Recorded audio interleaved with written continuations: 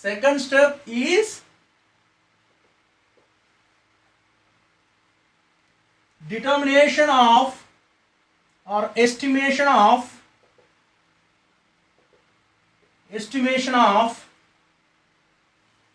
permanent hardness, total hardness,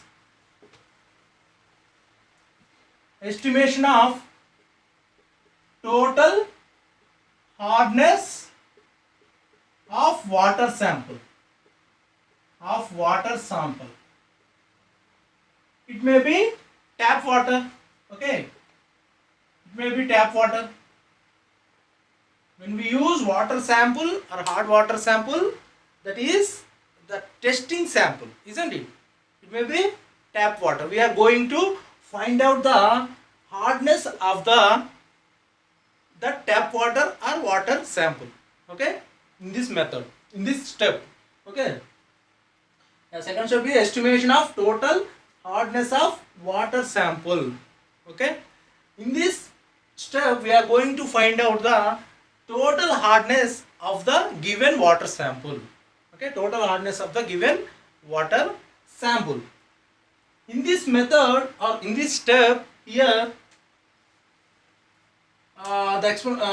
coming to the experimental section, first here we need to pipette out 20 ml of given water sample, we need to pipette out 20 ml of given water sample into clean conical flask, and again here we are going to add the 5 ml of buffer solution, and then here we are going to add EBT indicator, that is 2 to 3 drops of EBT indicator, isn't it? The same procedure. The only pipette outing solution will be different here, isn't it? The pipette outing solution will be different here. In the first step, we have pipette out that standard hard water which we have prepared, and here the pipette out water is sample water. It may be tap water, okay. The 20 ml of water sample can be pipette out, and 5 ml of buffer solution, and 2 to 3 drops of indicator. Then immediately the solution color turns into wine red, isn't it? Then we are going to titrate with the EDTA against, okay, we are going to titrate against the EDTA. When we observe the end point, that is steel blue complex, so steel blue color, then we need to stop the titration and note down the burette reading. Okay, burette reading will be EDTA volume, isn't it? That is, let it be, burette reading will be,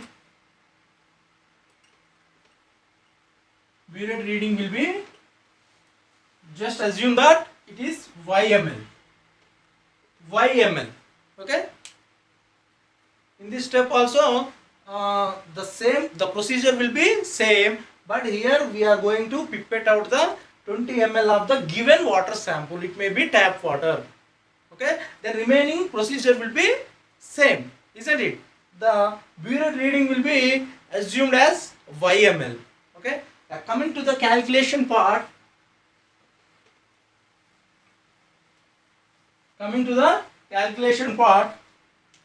here M3V3 equals to M4V4, okay. We are not taking M1V1 equals to M2V2 because you will get confused, so that's why we have finished terms, that is M1, M2. So here we are going to take M3, M4, okay. M3V3 is equals to M4V4. Yeah. From according to this volumetric law, left side values related to already we have discussed. Left side values related to known solution and right side values related to unknown solution, okay. Here what is the known solution?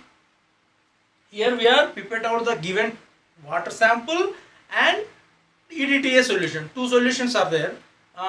Given water sample and EDTA solution. Okay. What is the known here? Here known solution is EDTA. Isn't it? Known solution is EDTA. Why? In the first step, in the previous step, we have already find out the molarity of the EDTA. Isn't it? So that's why that EDTA solution will be known solution. So that's why here M3V3 related to EDTA values,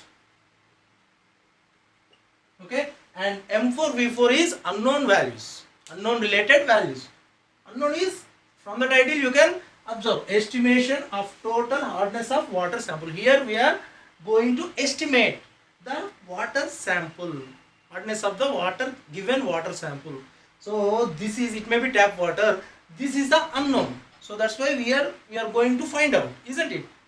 This is the hard water sample, or it may be tap water. Okay, here the water sample, these M4V4 related to water sample, or it may be tap water. You can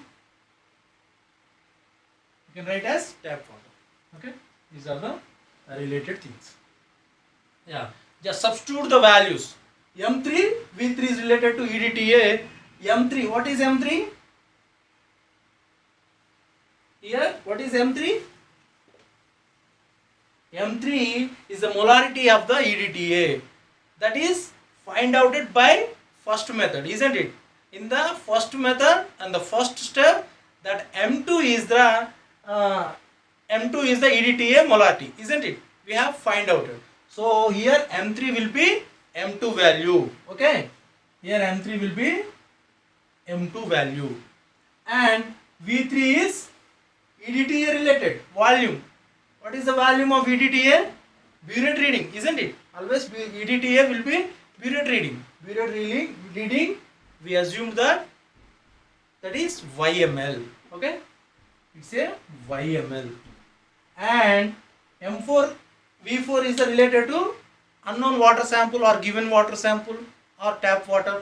So we don't know the molarity of the water, given water sample, isn't it? So that's why it should be M4. Let it be M4. Okay. And V4, what is the volume of the sample water? We have how much of pipette out? 20 ml. Again, we have 20 ml. So that's pipette out at 20 ml. So that's why it should be 20. From this, we can easily find out the M4. M4 is nothing but the molarity of the water sample or tap water, isn't it? From this, M4 is equals to M2 into Y by 20. Okay, this is the, here M4 is the molarity or concentration of the given water sample. Okay, we have find out the M4 value, that is molarity of the given water sample. But what we need actually? We need actually total hardness. Here we need hardness. Hardness we can express always in the ppm, isn't it? Parts per million or mg per liter, isn't it? These are the units. Yeah, but we find out that in the molarity, concentration of the water sample. But we need hardness in the ppm. For that, the conversion factor will be molarity into the conversion factor. I am going to write here conversion factor to molarity to ppm, or it may be mg per liter also. Okay, here this is the conversion factor. I am going to write here, that is the molarity into 100 into 1000, then it will convert into ppm.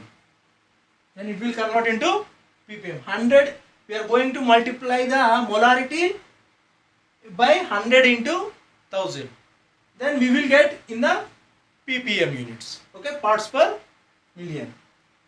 Why we are using 100 and 1000? Here the 100 is the atomic weight of the calcium carbonate.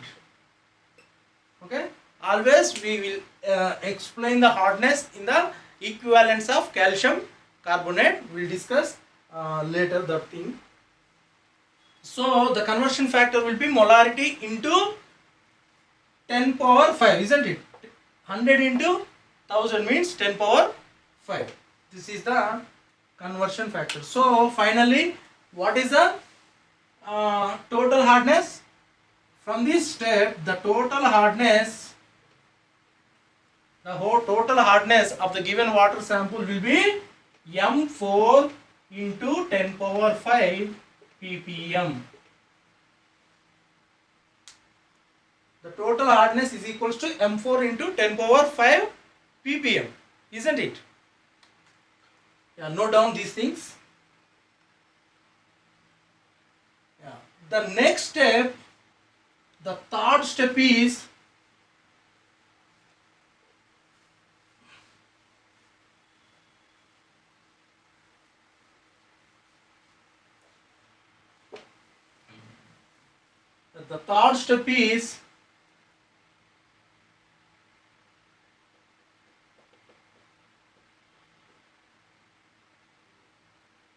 estimation of, we have find out the total hardness. Next we are going to find out permanent hardness. Okay,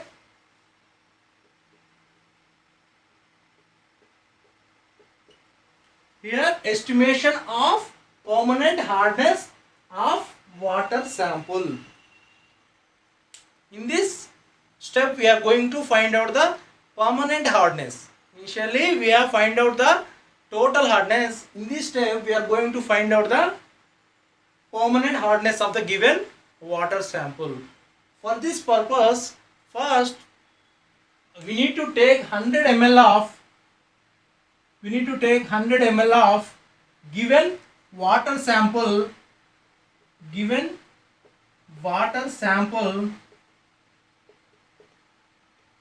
First we need to take 100 ml of given water sample into a 250 ml beaker. Then we need to boil this water around 15 minutes. Then it will turn, the volume of the water sample will be reduced into almost half of the value. Okay, that is, we have taken here 100 ml, so it will be 50 ml. Here we are going to boiling, isn't it? Around 15 minutes. Okay, first we have taken 100 ml of the given water sample into 250 ml of beaker and boiled around 15 minutes. Then we will get the reduced amount of water sample, that is almost half of the amount will be reduced, that is 50 ml of the water. Okay, 50 ml of the water sample we will collect. After that we need to cool this 50 ml of water sample and filtered, and after filtration we need to make up this 50 ml of the water sample into again 100 ml. We need to make up by using standard flask. Okay, we need to make up by using distilled water.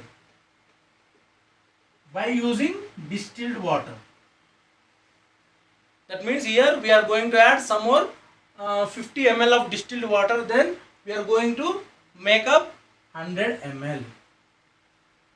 Okay, finally we have 100 ml of the water sample, isn't it?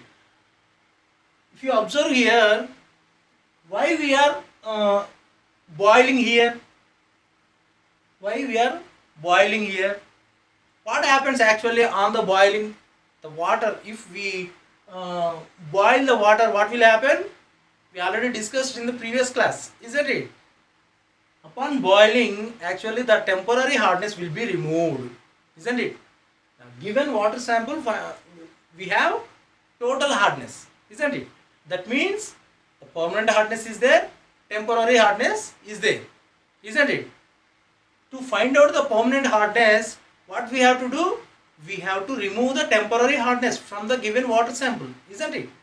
Once if we remove the temporary hardness, then we will obviously will get only permanent hardness. So our step is estimation of permanent hardness, isn't it? So that's why here we are going to remove the temporary hardness by boiling. By boiling of the water will remove the temporary hardness. So that's why finally we'll get the only permanent hardness, isn't it? Yeah, again from this 100 ml of give water sample, we are going to pipette out 20 ml of the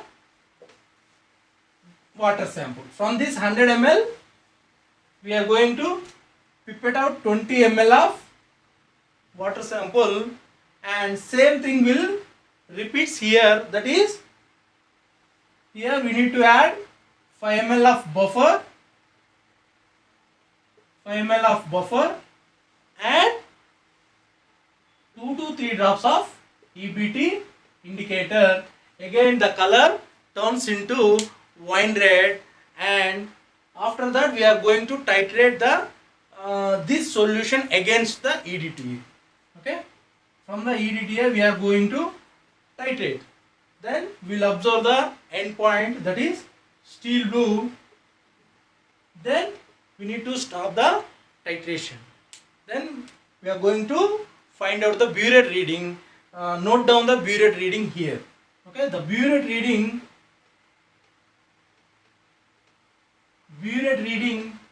is equals to ZML. Just note down as ZML. The burette reading. Okay, the same 20 ml we have pipette out, and the same procedure will repeat here. The 5 ml of buffer added, 2 to 3 drops of EBT indicator added, and then titrate against the EDTA, and we will finally note down the burette reading as ZML.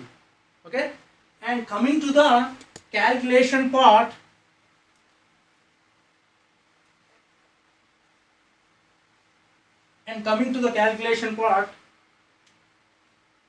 M3 M4 we have finished. Here M5 V5 is equals to M6 V6. Okay, left side known values we need to take, and right side unknown values we are going to take.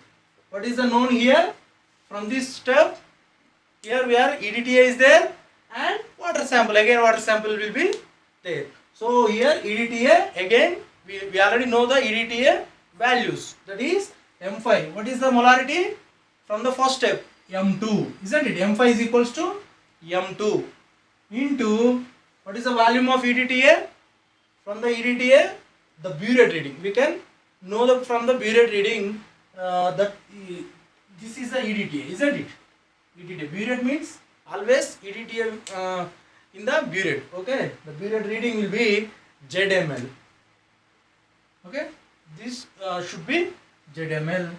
And M6 V6 related to unknown solutions, that is the water sample here. Again, we don't know the molarity of the concentration of the water sample, isn't it? We need to find out actually. So that let it be M6. And what is the volume of the water sample? How much we have pipette out? 20 ml. Okay, 20 ml.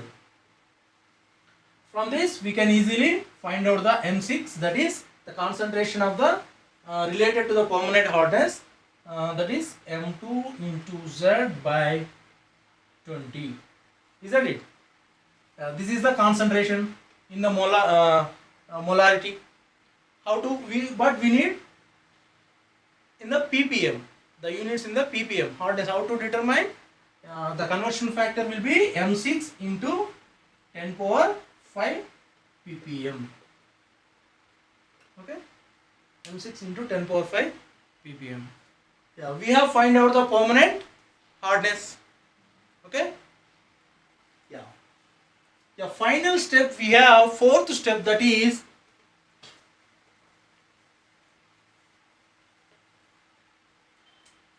estimation of temporary hardness. We have find out the total hardness and permanent hardness. Now we are going to find out the temporary hardness. Temporary hardness. Okay. How to determine? We already know the total hardness is nothing but the sum of the permanent hardness and temporary hardness, isn't it? So from this equation, the total hardness is equals to permanent hardness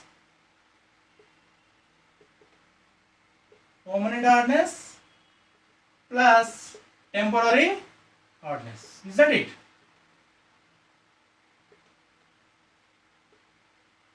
Isn't it? This is the equation. From the previous steps, we have already calculated the total hardness and permanent hardness, isn't it? So we can easily find out the temporary hardness, isn't it? The temporary hardness is equals to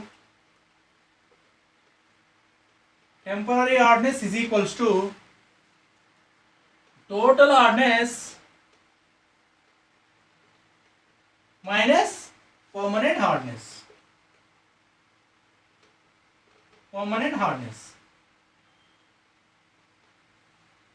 Okay. The temporary hardness equals to total hardness minus permanent hardness. This is the fourth step. Estimation of temporary hardness of water sample or given tap water or given water sample. Okay. In this we have total 4 steps. In the first step is standardization of EDTA solution. That means here we are going to find out the molarity of the EDTA. First step. And second step is estimation of total hardness of the given water sample. And third step is estimation of permanent hardness of the given water sample. And finally the fourth step is estimation of temporary hardness of given water sample. This is in this way we can determine or we can estimate the hardness of the given water sample. This is the discussion about the estimation of hardness of water by complexometric method. Okay, complexometric method. So I hope all of you understood this today's class. If you have any doubts, don't hesitate to ask me. Okay, you can contact by WhatsApp, or it may be you can directly contact me. Okay, yeah, see you.